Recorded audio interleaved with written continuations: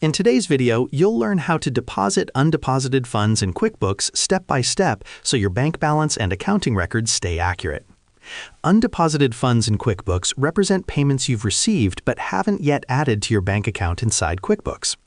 Moving these funds into your bank account is important for accurate bookkeeping and easier bank reconciliation. Let's start from the beginning. First, log into your QuickBooks account.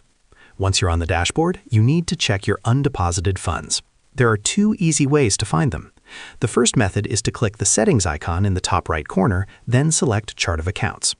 The second method is to use the left menu. Click Transactions, then select Chart of Accounts. In the Chart of Accounts, look for Undeposited Funds. You can use the search box to find it faster. Here, you'll see the payments that are waiting to be deposited into your bank account. Now let's deposit those funds. Go to the left menu and click New, then select Bank Deposit. At the top, choose the bank account where you want to deposit the money. Below that, you'll see a list of available payments. Select the payments you want to include in the deposit. Make sure the total amount matches the actual deposit that appears in your bank account. This helps avoid problems when reconciling your accounts later. If needed, you can also add extra details like notes or a memo to describe the deposit. QuickBooks also allows you to attach files if you want to keep records of receipts or documents related to the deposit. Once everything looks correct, click Save and Close. Your undeposited funds are now recorded as a bank deposit.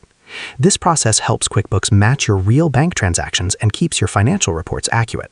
And that's how you deposit undeposited funds in QuickBooks. Share this video and subscribe for more helpful tutorials.